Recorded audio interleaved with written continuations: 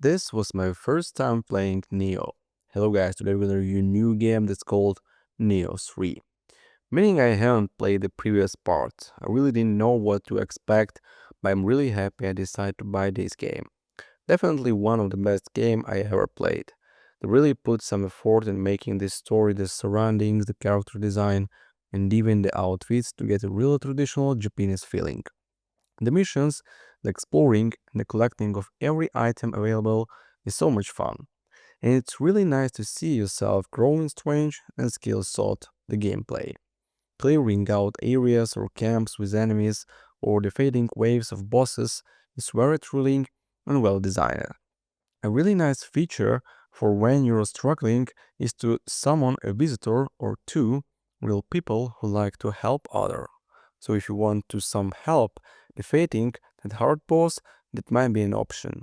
However, if you like the challenge and want to become really powerful and skilled, you could try to take down the bosses on your own. I really like that game lets you decide the difficult for yourself this way. When I finished the game in the Hero's Journey, I learned that the new game mode was available to turn things up a notch.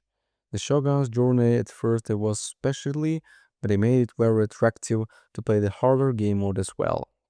So I went for Shogun mode 2. New challenges, some other enemies, and a lot more difficulty with level up to 200 plus. Really a game that keeps you entertained for many hours even after completing everything. For example, by helping others, after a year of refinement, Team Ninja has finally delivered their magnum opus game where the legendary combat system has been honed to absolute perfection. This is the serious and confident, most polished, and most exhilarating. The combat is simply flawless, building on everything that worked before. Neon 3 introduced the brilliant duality of samurai and ninja styles, letting you switch between traditional stand-based warfare and light was aerial acrobatic on the fly. The deep is dredging, the flow is inoxygened, and the feeling of mastering is rich and unmatched. Is the absolutely peak of the series' mechanical design. The mood in incorrected open zones transform exploring into a genuine joy. Exploration is generally rewarding with every hidden part, enemy base, and optional boss feeling into a satisfying progression loop that constantly makes you stronger. The world is vast, almost vast.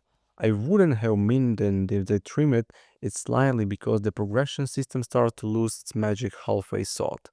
When you already unlock most of your toolkit, the later hours can feel like going slow motion rather than genuine growth. Enemy variety is solid, with a good roster of foes to test your skills. However, the number of truly new enemies is surprisingly limited. The main story bosses, however, are spectacular, epic, challenging, and beautiful design. The ambition, time travel premise, the narrative feels rushed and forgettable compared to previous entries. One persistence annoyance the back hitbox for critical strikes in ninja chance is infrequently small. Time and again, you will position yourself perfectly behind an enemy, ready for those juice critical hits, only to land regular, non-critical strikes instead because the game doesn't register the position as behind.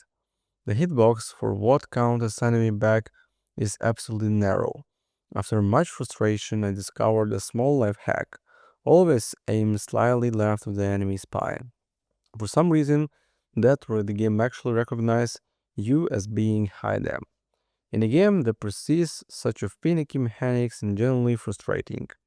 While not as much of a direct and objective grade over every aspect such as Neon 2 was to Neon 1, Neon 3 is nothing less an amazing new entry into one of my favorite series and I absolutely love it.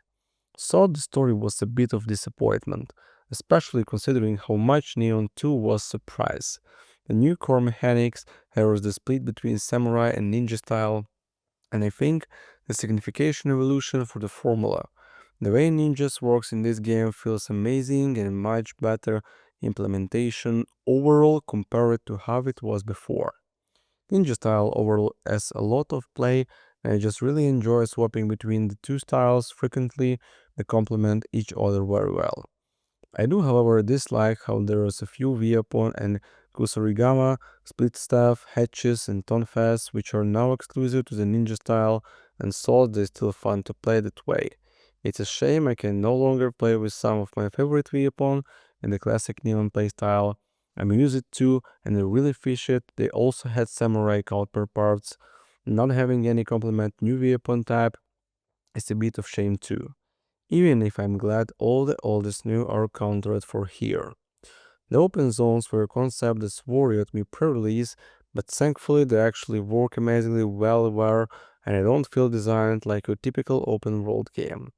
To me, the level design feel like a bunch of classic Neo missions seamlessly connected together into larger maps, and it also reduced the repetitive of side mission that typically reused that map in the previous game while adding a new factor of exploration which I enjoy a lot. Being able to only jump but double jump and even having access to an unlockable air dash in ninja style also significantly improved the feel of movement and allow what is added the game not only for my exploration but for combat too. Thank you for watching guys and hope to see you later my friends. Goodbye.